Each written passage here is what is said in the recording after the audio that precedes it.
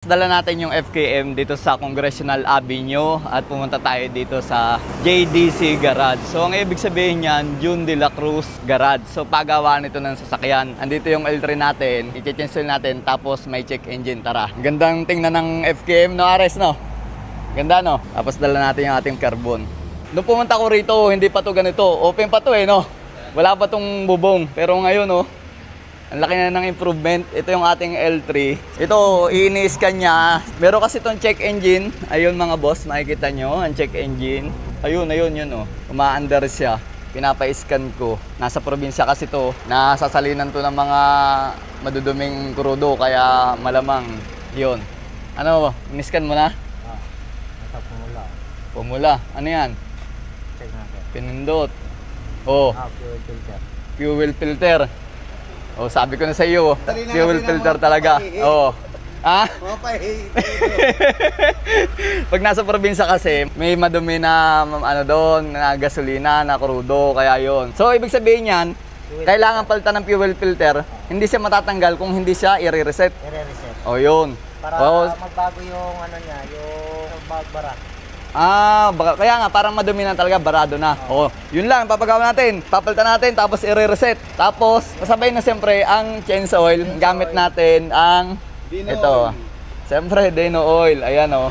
Semi-synthetic lang itong ano, hindi ito polysynthetic pero pan-diesel yan. Ayan oh. Alright, sa big bike, sa motor, scooter, yan ang gamit natin. Dino oil all the way. Okay, drain na natin. Ang maganda rito sa JDC Garage, so meron silang customer lunch, maganda. Tapos meron mga drinks. Libre to, pero yung alak baka display lang. So madaming mga mugs, ayan oh. Tapos meron mga, pakita mo, ayun oh, Brembo caliper. Original yan, Brembo caliper. Alright. Tapos dito may mga shock. May TV, ang ganda. Habang ginagawa yung sasakyan nyo, pwedeng stay ka lang dito, relax, di ba?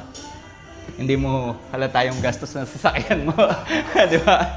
May mga pyesa din naman sila na kailangan kung wala mo order naman yan sa kinukuhanan nila. Tapos dito, merong ginagawa na Fortuner. Ito ay for ceramic coating. Medyo hinahanda niya lang. Kasi bukod sa gawaan ng sasakyan dito, ito yung atin nakasalang na.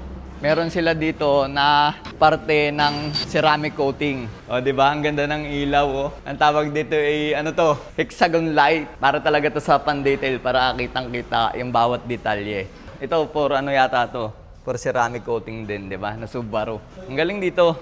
Hindi lang siya gawa ng sasakyan, tapos may detailing din.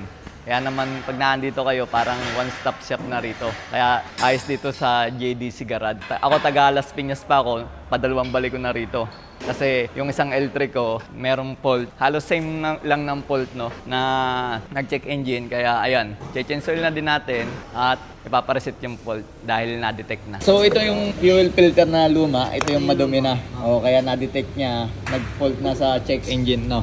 Tapos ito yung bago. Ito naman kasi housing, hindi naman to basta-basta nasisira. Ang papalitan lang ito talagang sumasala. O, di ba? Ang bilis lang tumarabaho dito. Yung oil filter, ayun na, hinihigpitan na niya. So ito yung nakakabit na air filter naman. Tapos malaking bagay kapag laging malinis. Lahat ng filter, pinalitan natin. Fuel filter, oil filter, at air filter. Oh, di ba? Yan yung pinaka-sensor niya. Tama, no? Sensor yan. Galing. Silent time na ng Dino oil. Ang ganda ng kulay, no? Ginto. Tapos si brother naman, ayun, saktong-sakto naman. Lumagitik na yung lock ng air filter.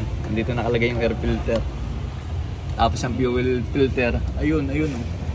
Testingin yan mamaya. Bubumbahin pa yan ng ganun para bumakyom ng krudo. Ilang liters yan? 7.5? 6 muna po ilalagay ko. Oh. Tapos susuka tayong dipstick. Yun ang mainam. Ang pinaka-actual talaga niyan yung dipstick eh. Tama? Parang bago na uli. Lahat na ng filter eh bago. Sumasala ng hangin, sumasala ng krudo, sumasala ng langis. So mga 6.5 lang siguro magsimula tayo, no? Tapos dipstick na. Ayan, no? Ganda ng kulay. Kulay ginto. Mababa pa? Kulang po konti, boss. Di mga 7. Ano? Mga 6.7. 6.7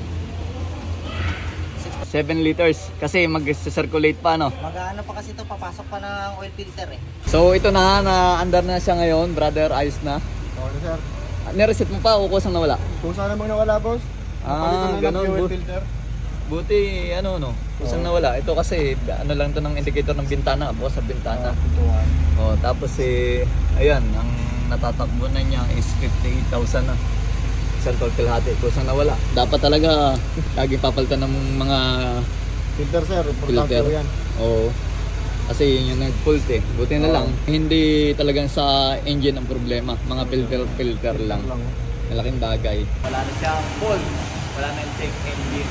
So, kayo kung gusto nyo magpagawa ng sasakyan, pumunta lang kayo dito sa GDC Garage sa Congressional Avenue. So, meron silang branch sa iba't ibang lugar. Search nyo na lang sa Facebook. Alright?